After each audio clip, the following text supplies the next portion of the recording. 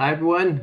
Welcome to Elevate.Strategy live chat, I guess this is called. I apologize for the delay. I had some video issues. But thank you very much for joining me today. Really glad that you could. I oh, hold on a second here. I'm echo myself. Okay. Um, yeah, I wanted to have the stream today because I guess I was first inspired, not I guess in a good way, by a number of layoffs that happened recently with Nordstrom and a number of other retailers and companies as well. And along with the layoffs, a number of my friends have been affected by that. I'm sure you have as well. And so, part of me kind of reverberated and kind of reviewed back to 10 years ago when I was laid off of my job at Sears Canada. And since then, that company has folded. But just the thought and the idea of layoffs is not a very pleasant one. So I posted something last week about things that retail taught me that I've carried forward to my role now as a career coach.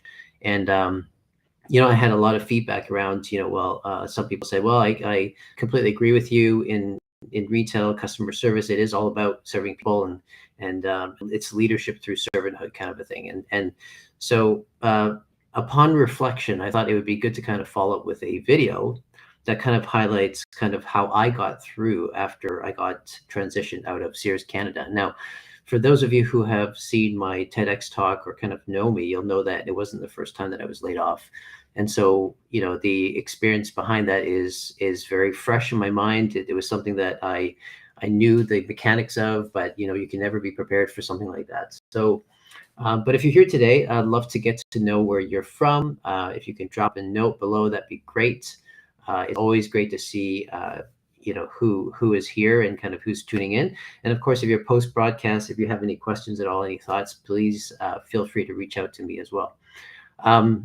But anyway, without further ado, one of the things that I have discovered throughout this process of COVID and as a coach is that many people are affected by layoffs. And it's not just junior folks, but also senior folks up all the way up to the C-suite level and VP, et cetera. And I think the commonality, the theme behind that is the reaction to being laid off is very similar, depending on even regardless of kind of your level. And so I wanted to kind of today reflect a little bit on, so you've been laid off, so now what, right? That's the question of the day.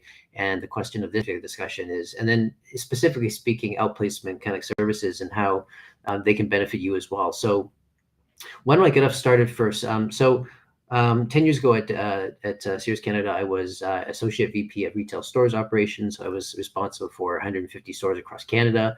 And, one day I got pulled into an office with HR and they basically let me go with a brown package, as I was saying in my note.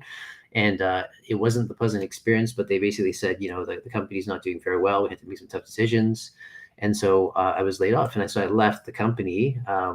It's strange feeling because you come in the morning, with your briefcase and kind of like laptop bag and your badge, and you fully expect to leave as that too, but you don't. So you leave and, you're empty handed. You don't have your phone even. So that feeling is a very empty feeling. If you've ever been laid off, you kind of walk out and you feel kind of like your identity has been stripped away from you.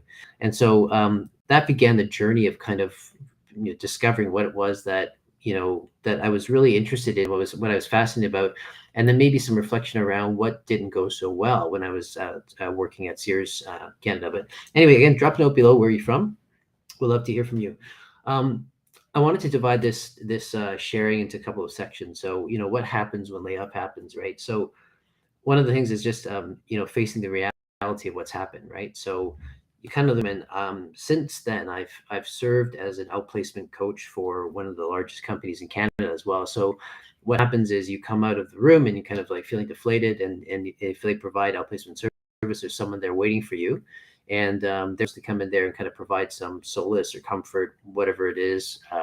But their job is to listen to you essentially and kind of understand where you're coming from and help you get back on your feet. And that's kind of why the outplacement program, it works well when it works that way. So, but facing the reality of the layoff was really the first kind of part of dealing with this kind of trauma, I guess, per se, lack of a better word.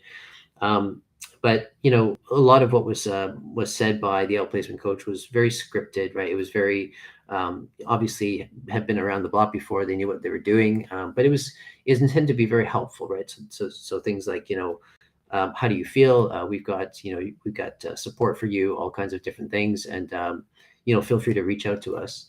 Um, but when you have that opportunity to sit with somebody like that, you want to get as much feedback as possible, right? So that's what I try to do is as I was sitting and kind of across the table is to kind of say, what do you know about this layoff and how many people have been affected and has the hiring manager spoken to you? And a lot of these times these outplacement consultants are not part of the company, so they've been hired in to provide a service there, right? So you do want to ask a lot of questions because naturally you kind of want to know what happened, and those are very reasonable. That's kind of built into helping you kind of come to the reality of the fact that you're no longer with the company.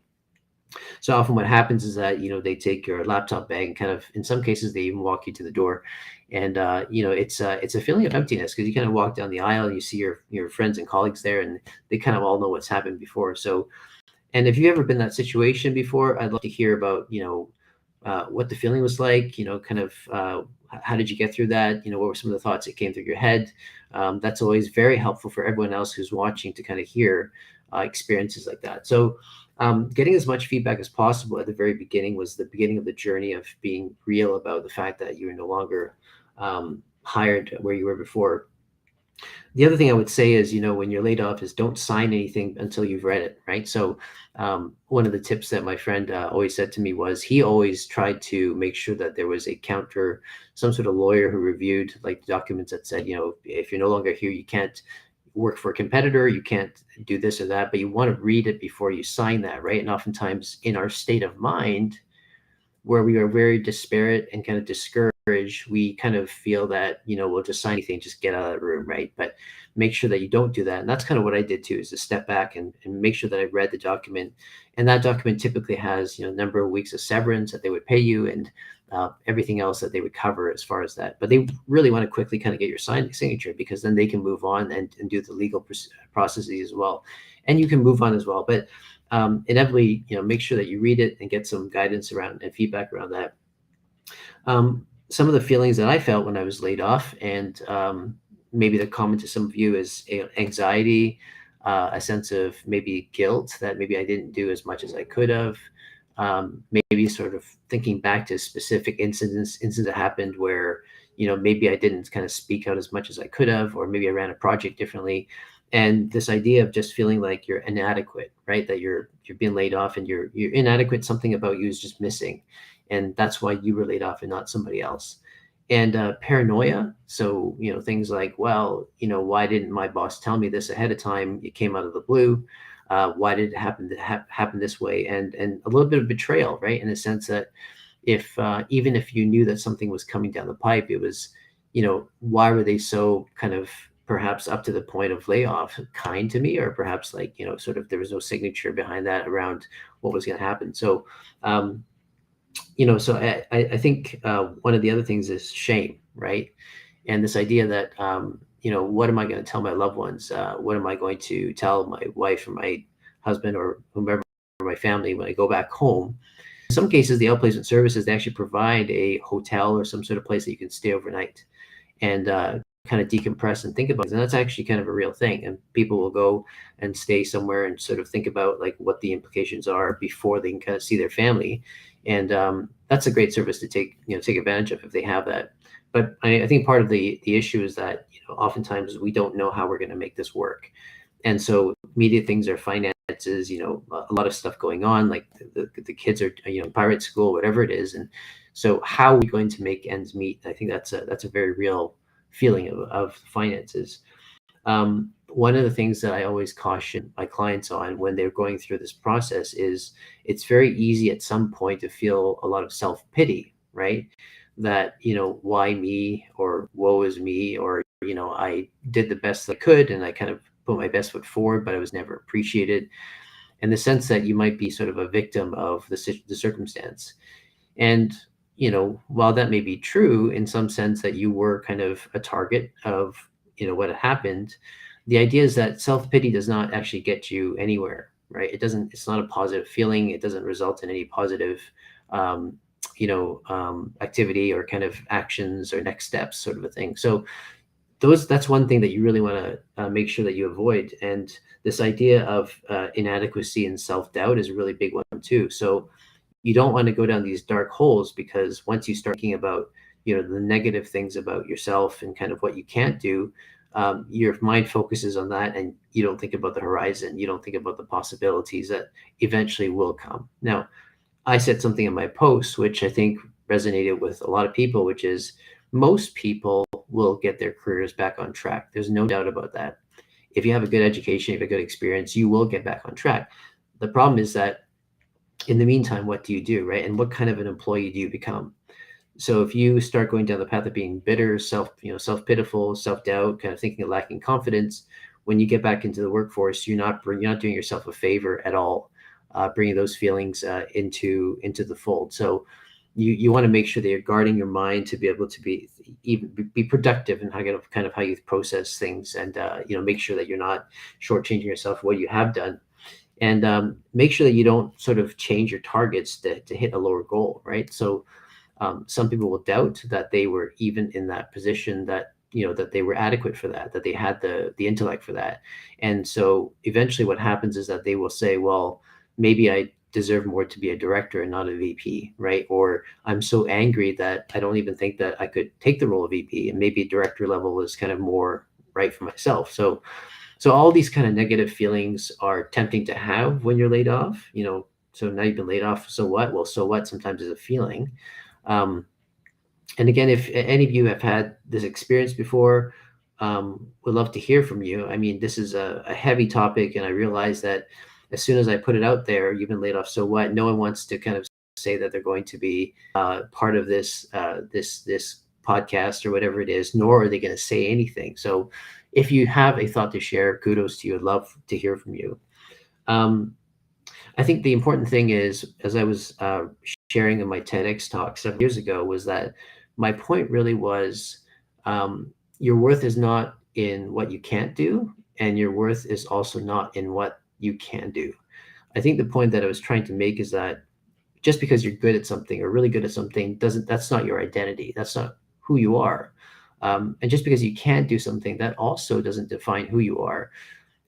You are your hard work, right? You are whatever it is that you put to the task, you put your shoulder against and you push, right? And so that's always been my motto, is you try really hard to, when you're doing very well, don't boast. When you're doing very poorly, don't self-pity, right? Because at the end of the day, everyone's got their highs and lows, but your identity is not in your work. So if you have that mindset, if you're laid off, it doesn't really affect you in that way, because your worth is not affected, right? So that's kind of stage one. It's kind of dealing with the reality of being laid off.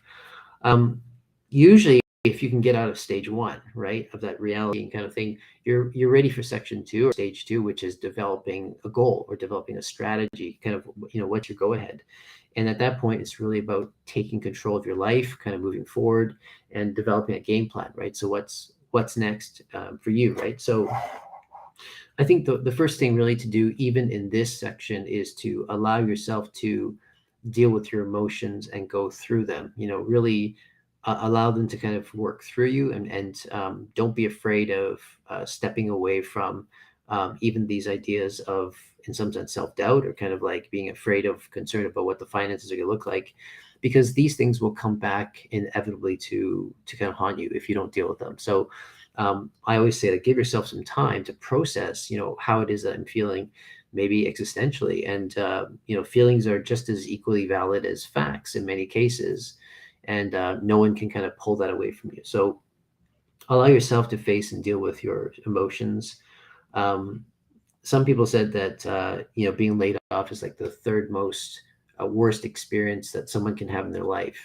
The first is the death of a loved one, right? Tragic death. That's what happens. Of course, you feel terrible about that. The second one is a separation of a very important relationship. So whether it's divorce or whether it's a friendship that's betrayed, that's the second one. The third one really is, as most people say, as I've read, is being laid off. I mean, the idea that there's a sense of betrayal there and a separation, and in some sense also a death, right? That you kind of like, and you're no longer there as a employee of that company. So it's important to keep that perspective in mind. The other thing is, when you're in this period of preparation, kind of job search strategy, is think objectively about, who else has been affected, right? So it is important to ask that question, how many other people on your team have been affected by this? And therefore, does that dictate where I came from? Is there a reason that I was sort of selected as the one, as the unfortunate one who is let go?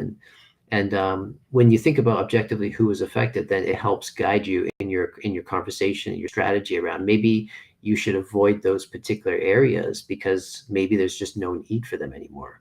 And certain companies will kind of fade out in what they need from a functionality perspective. I know certainly when I was in retail that the whole dynamic of the digital versus traditional marketing changed, and so there was kind of fewer need for the traditional marketing skills, but more of a strategic mindset, right? Because it migrated over to digital marketing and all this stuff that's on digital online now. Um, so having things in perspective is very important as a starting point for that. And when you start this phase of strategy, make sure you build an environment for yourself that's healthy.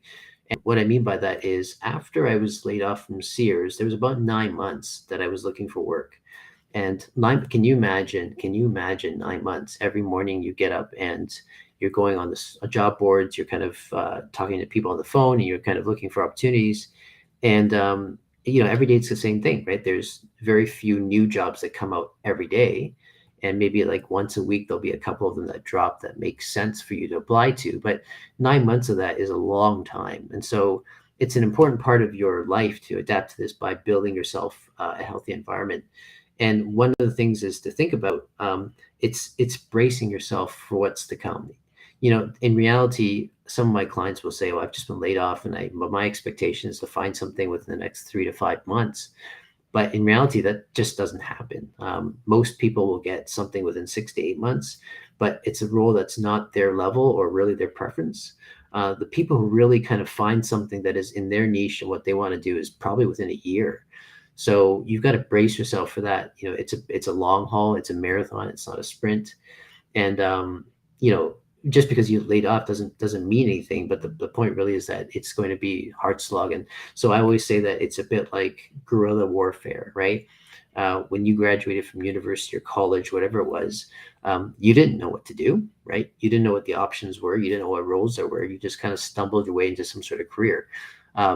That's my point exactly, is that as you were kind of working through trying to find that role and pounding the pavement and kind of looking at whatever networks you could, this is exactly also what you have to do now, even as an executive, even as a more senior person, is you can't stop doing that. That is entirely a necessity when it comes to looking for work, period.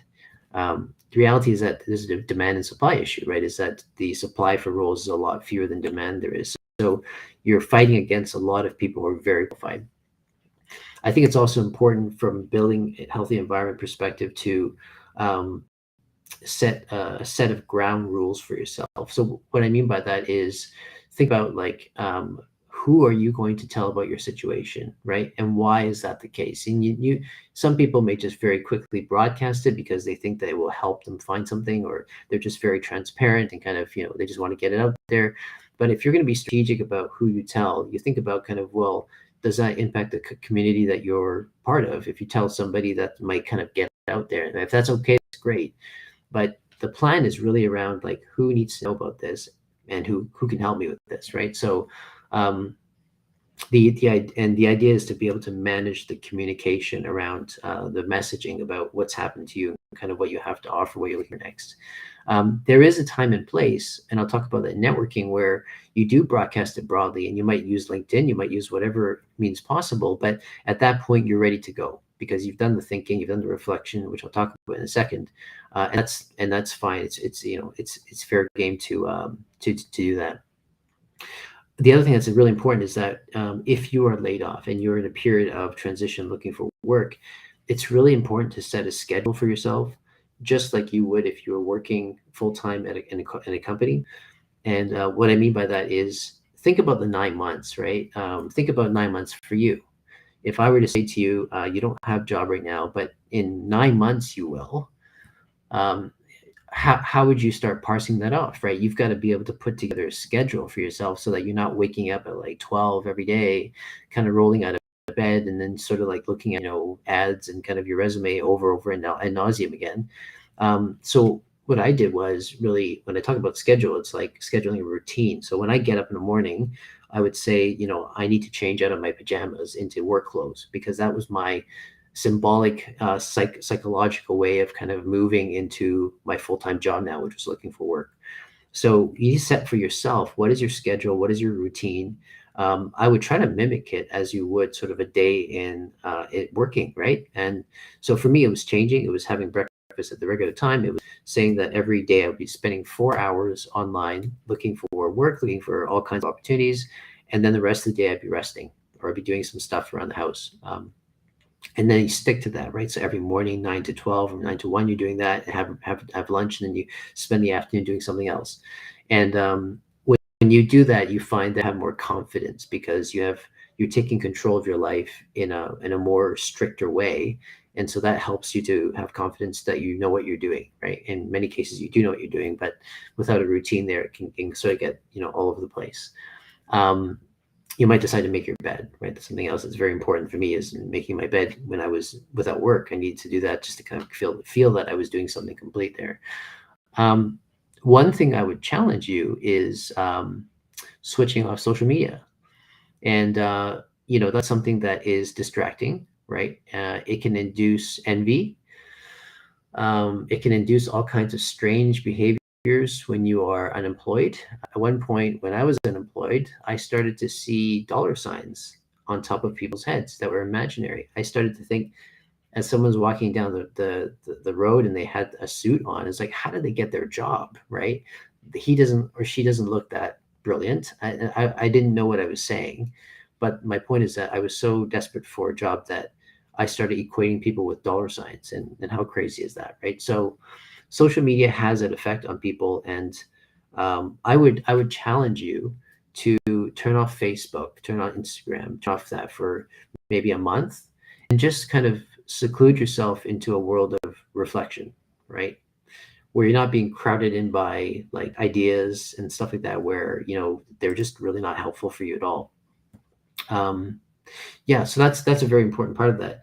Um, and then part three about developing a plan is the actual plan itself, right? So when you develop a job search plan, there are several phases to that I found is very helpful to reflect on. So number one is the introspection phase, where you take the time to really think about, what did I do in my last role? Like what was my day-to-day activity like, right? And then think about like what percentage of that actually made a difference, right? So a lot of time is spent in meetings, right? But some of the time is spent in working and developing something for another team, but what percentage of that actually was meaningful?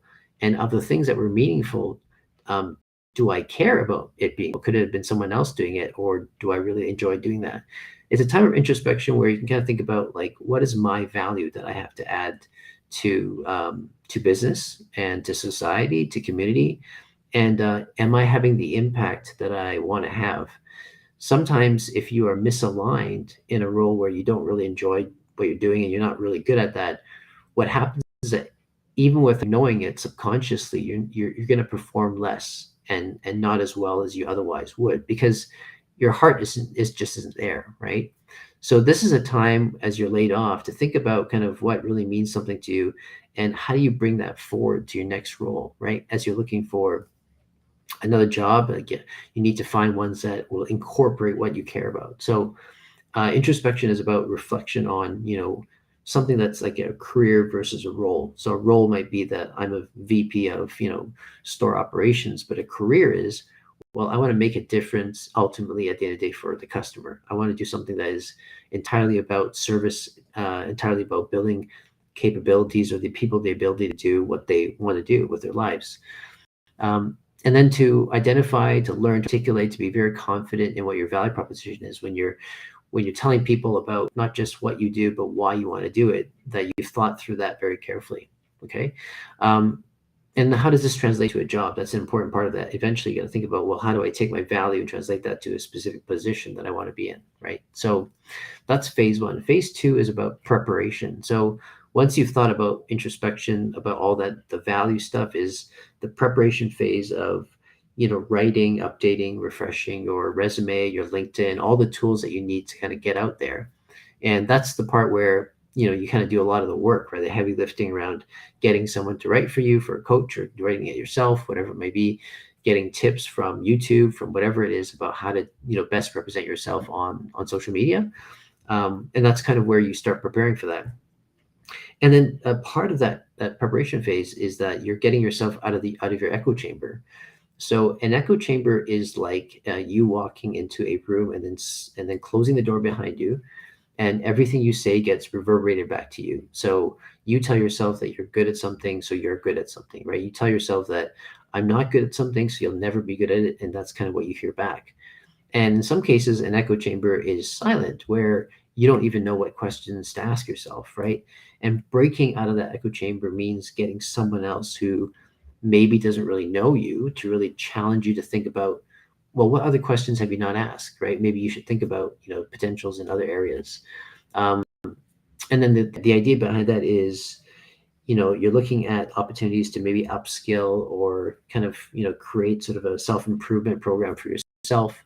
That might be back to school and getting a certificate or something like that, but really just paying it forward to be able to kind of be equipped for when you get back into work, that you have those new skills that are needed. So you have the time now to think about what you're lacking and work on that, right? So that's really part of it. The third phase is around networking. So once you've got those tools, you maybe are credentialized, you've got more things under your belt, is the networking phase. And that itself is in and of itself, it's a full-time job, and it's a lot of work if you do it properly. Networking is not about, looking at your LinkedIn kind of first degree connections and just simply sending them an email saying, hey, you know who I am and what I do, you know, are there any opportunities where you work? Can we go for a coffee chat? Right. It's much more than that. It really is about engagement. It's about putting yourself out there. It's about kind of like throwing out a fishing line, right? And just waiting for something to happen. But then you're also kind of pulling it back once in a while, changing the bait and pulling back out again. It's a very active, dynamic, and it has to be you have to be hardworking and networking, quite frankly. So I always talk about pounding the pavement. You've got to be able to make sure that you're covered all your bases, that you're not just sort of leaning back and letting your resume tell its story, or but you're really trying to actively get into a new community or meet new people, or maybe even cold call people that you're not used to doing, or you've never had to do because throughout your career it's been smooth sailing. But this is now what you have to do, and that's an important point because no matter how senior you are, you're always going to be competing against other people, always. If you're looking for a C-suite role, you're always going to be competing against other people as well, right? So what makes you different from other people? Sometimes it's a matter of timing and kind of people remembering who you are, especially if you have a value proposition to talk about. Here's why I'm unique in doing what I do.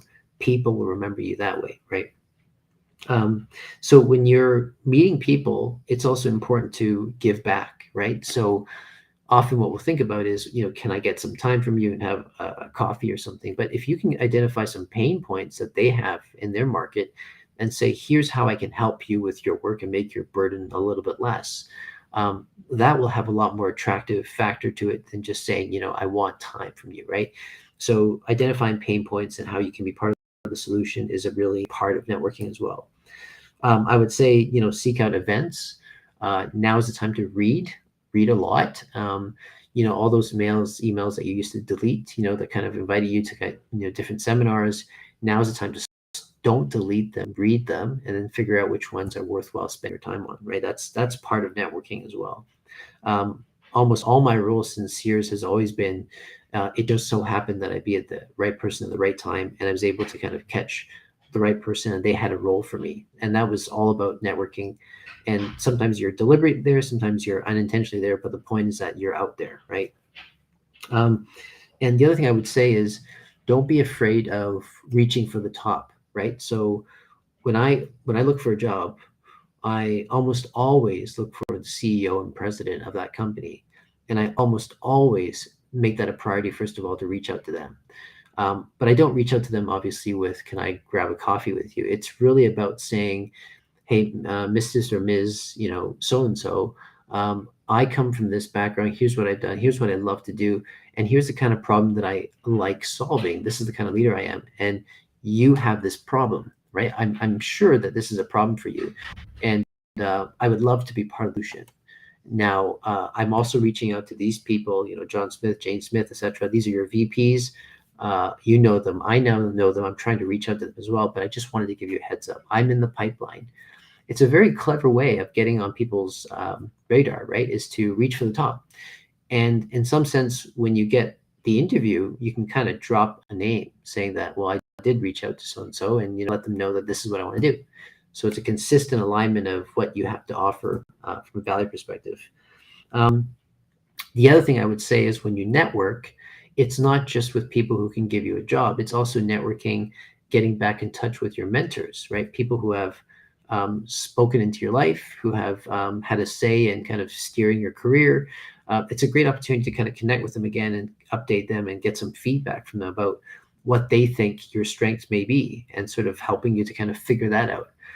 They may not have an opportunity for you, but the feedback they give you is maybe far greater than, from a value perspective, than even a job. So, just a very quick story. When I first came out of corporate about 4 years ago to start coaching, I didn't know what I wanted to do, right? So one of the things that I was pretty good at was writing resumes, but I didn't want to just write resumes because it seemed to be kind of juvenile, and it's not, but it seemed that way.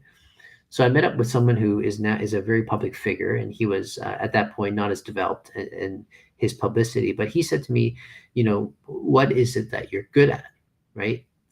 And I said, well, I'm good at resume writing, but I want to be good at this.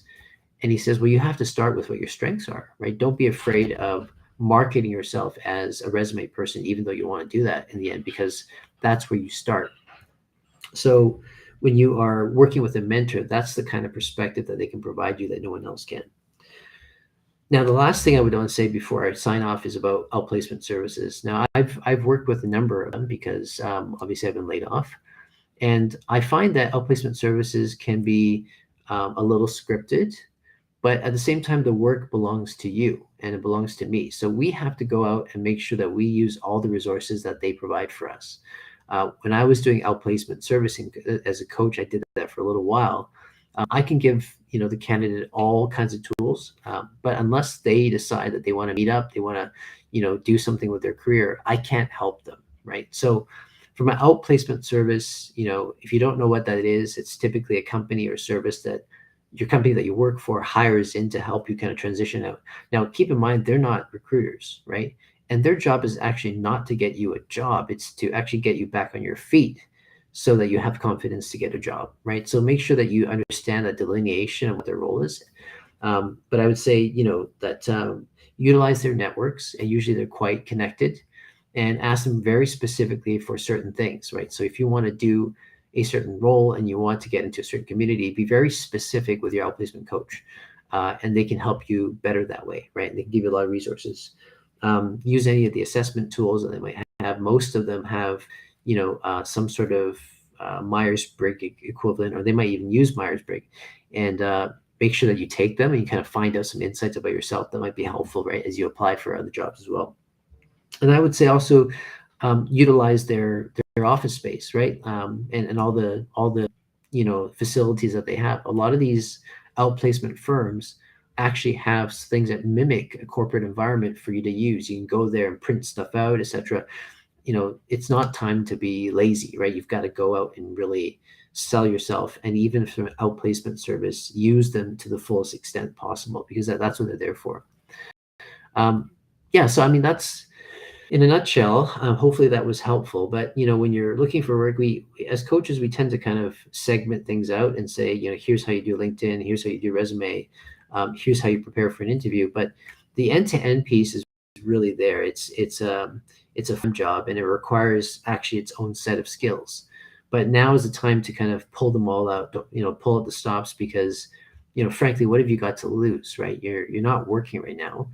And so now's the time to go and do stuff, learn stuff, right? Get to know people, read more about the industry, become a better leader that way, and reach out to whatever resources out there that can help you, right? Your networks or outplacement companies, etc. So hopefully that was helpful. If you have any questions at all, you know where to find me. And I'd love to speak with you if you are in that situation right now and need some help.